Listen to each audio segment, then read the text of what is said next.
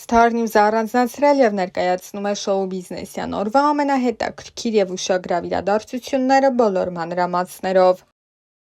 Այսօր ապրիլի 7-ն է, մայրության և գեղեցկության տոնը։ Օրվա առթիվ Ռիփսիմե Ելինյանը ինստագրամյան իր էջում հրապարակել էր մայրիկի մասնակցությամբ լուսանկարներ դրանց կից գրելով. «Այսօր ավետման տոնն է, թող Սուրբ Տիրամայրը բարեխոս լինի բոլորիս համար, շնորհավոր այս բերկրալի տոնը, սիրելի մայրեր, սիրունս, մամազ»։ Օրվա առթիվ գրառում էր կատարել նաև ծանրամարտի աշխարհի չեմպիոն, Եվրոպայի կրկնակի չեմպիոն Նազիկ Ավդալյանը։ Կնոջ գեղեցկությունը միայն արտաքինը չէ, այլ համառությունը, հզորությունը, մայրանալու պատրաստակամությունն ու նուրբ սիրտ ունենալու խիզախությունը։ Շնորհավոր ապրիլի 7, շնորհավոր մամ ջան, շնորհավոր բոլոր նրանց, ովքեր կյանք են պարգևել, դեռ պարգևելու են, ուժ են տալիս ու սիրում առանց պայմանների, գրել էր Նազիկ Ավդալյանը։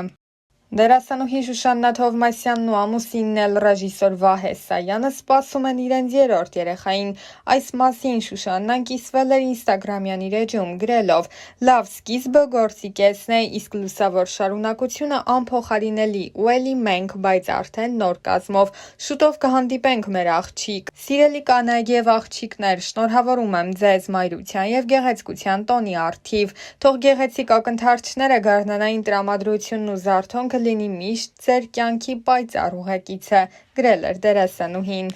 Երգչուհի Սիլվա Հակոբյանն էլ ինստագրամյան իր էջի սթորի բաժնում լուսանկար էր հրապարակել եղբոր կնոջ հետ, շնորհավորելով նրա ծննդյան տարեդարձը։ «Happy birthday, Արմինս», լուսանկարին կից գրել էր երգչուհին։ Հեռուստահաղորդավար Հրաչ Մուրադյանն էլ, ով այս շրջանում գտնվում է Ամերիկայի Միացյալ Նահանգներում, ինստագրամյան իր էջի սթորի բաժնում հետևորդների հետ ընտանեկան ջերմ կադրերով էր կիսվել։ We need a little fairy to sprinkle some magic on our wedding day. Would you be our flower girl?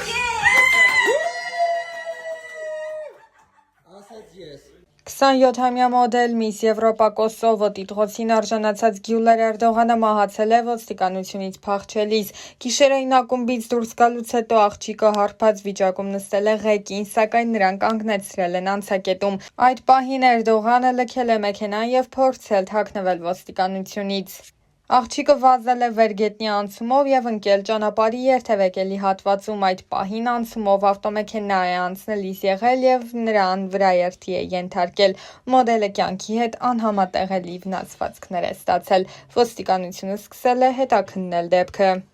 Երգիչ Անդրեի կնոջ Անի Օհանյանի գրառման դեպքի առթիվ դատախազությունում ուսումնասիրություն է սկսվել։ Այս մասին հայտնում է Ֆակտորայեմը։ Նշենք, որ օրենքի համաձայն ԶԼՄ-ներում առերևույթ հանցանքի մասին հրապարակված տեղեկությունները քննիչի համար կարող են քրվարույթ նախաձեռնելու առիթ լինել։ Հիշեցնենք, որ Անի Օհանյանը երեկ խոսել էր ամուսնալուծության մասին, որտեղ վերջինս Անդրեին մեղադրել էր բռնության մեջ։ Նա ինստագրամյան իր էջում արված հրապարակման մեջ գրել էր. «Իմ ճանապարհը լի էր վախերով ու պայքարով։ Ես սիրում էի այն մարդուն, ով հմայեց ինձ, բայց ջենթլմենի գեղեցիկ դիմակի հետևում սարսափելիներ թաքնված։ Սկզբում ամբողջ ժողովրդի աչքի առաջ ծնվեց հեքիաթը։ Դուք հավատացիք նրան այնպես, ինչպես ես։ Շուտով աշխարհը սկսեց փլուզվել։ Իմ ամեն օրը սկսվում էր տագնապով ու անհանգստությունով։ Այսօր նա չար կլինի, թե բարի, նորից կվիրավորի, կհարվածի, թե կրկին սպառնալու է, որ կզրկի երեխայից։ Ես կարծում էի, որ կարող եմ փրկել ընտանիքը և փոխել նրան դեպի լավը,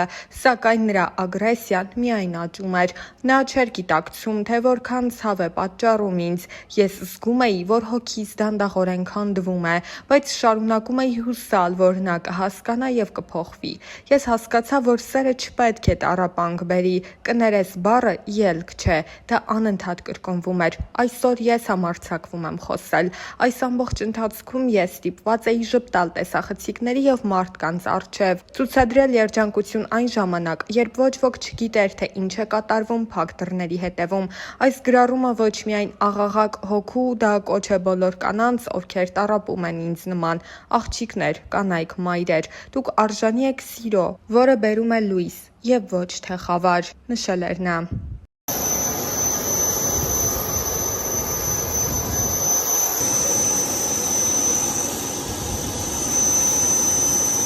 While you close up this door just a few minutes, I'm going to give you some information until then, please.